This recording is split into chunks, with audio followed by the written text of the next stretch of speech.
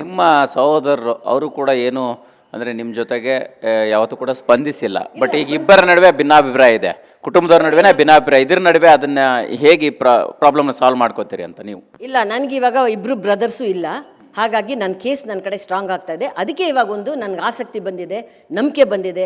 ನಮ್ಮ ತಂದೆ ಸ್ಟುಡಿಯೋ ಜಾಗ ಉಳಿಸ್ಕೊಂಡು ಅವ್ರ ಜಾಗದಲ್ಲಿ ಏನಾದ್ರು ಒಂದು ಅವ್ರ ಹೆಸರುಗೆ ಮೆಮೊರಿಯಲಾಗಿ ಏನಾದ್ರು ಒಂದು ಮಾಡೋಣ ಅಂತ ಇವಾಗ ಒಂದು ನನಗೊಂದು ಚಾನ್ಸ್ ಸಿಕ್ಕಿದೆ.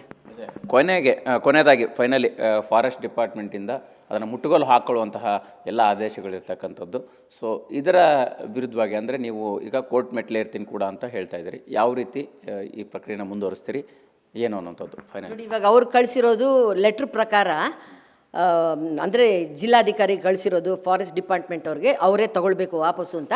ಅದ್ರ ಪ್ರಕಾರ 45 ವರ್ಷ ಅವ್ರು ಏನು ಆ್ಯಕ್ಷನ್ನೇ ತೊಗೊಂಡಿಲ್ಲ. ಸೊ ಅದನ್ನೆಲ್ಲ ನಾವು ಚಾಲೆಂಜ್ ಮಾಡಿ ಕಾನೂನು ಮೊರೆ ಹೋಗಿ ನಾವು ಹೇಗೆ ನ್ಯಾಯ ಪಡಿಬೇಕೋ ಪಡ್ಕೊಳ್ತೀವಿ. ಈಗ 20 ವರ್ಷ ಅಂದರೆ ಅದನ್ನು ಪರಭಾರೆ ಮಾಡೋ ಹಾಗಿಲ್ಲ ಅನ್ನೋಂಥದ್ದನ್ನು ಹೇಳಿದರು. ಸೊ ಆದೇಶದಲ್ಲಿತ್ತು ಸರ್ಕಾರ. ಈಗ ಆದರೂ ಕೂಡ ಇವರು ಮಾರಾಟ ಮಾಡಿದ್ದಾರೆ ಅನ್ನೋಂಥ ಕಾರಣಕ್ಕೆ ಅದನ್ನು ವಶಪಡಿಸ್ಕೊಳ್ತಾ ಇದ್ದೀವಿ ಅಂತ ಹೇಳಿದ್ದಾರೆ. ಸೊ ಏನು ಹೇಳ್ತೀರಿ? ನಾನು ಅದಕ್ಕೆ ಇವಾಗ ನಾನು ಎವಿಡೆನ್ಸ್ ಏನಕ್ಕೆ ಎಲ್ಲ ಮಾಧ್ಯಮಗಳಿಗೂ ಕಳಿಸಿದ್ದೀನಿ ಅಂದರೆ, ಇದರಲ್ಲಿ 10 ಎಕರೆ ಮಾರಾಟ ಮಾಡಿಕೊಡಿದ್ರೆ ಇದರಲ್ಲಿ ಆಗಿನ ಸರ್ಕಾರನೇ ಕೈ ಜೋಡಿಸಿದೆಯಲ್ಲ, ಇವಾಗ ಅದಕ್ಕೇನು ಹೇಳ್ತೀರಾ ನೀವು? ಹೇಳಿ, ಏನು ಹೇಳ್ತೀರಾ ಅದಕ್ಕೆ?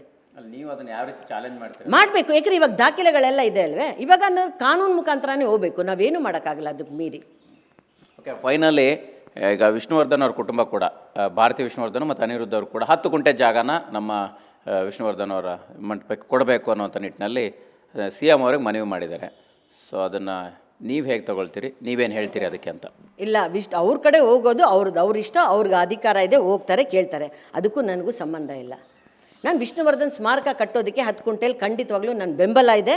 ಅವ್ರು ಹೋಗಿ ಏನಾದ್ರು CM ಅವ್ರಿಗೆ ಅವಕಾಶ ಮಾಡಿಕೊಟ್ಟು ಜಾಗ ಕೊಟ್ಟರೆ ತುಂಬ ಸಂತೋಷ. Thank you. ಎಸ್, ಇದಿಷ್ಟು ಗೀತಾ ಬಾಲೆ ಅವರ ಮಾತಾಗಿರ್ತಕ್ಕಂಥದ್ದು. ಕ್ಯಾಮ್ರಾ ಪರ್ಸನ್ ಜಗನ್ ಜೊತೆ ಮಾಲ್ತೇಶ್ ಚೆಗ್ಗಿನ್, TV9 ಬೆಂಗಳೂರು.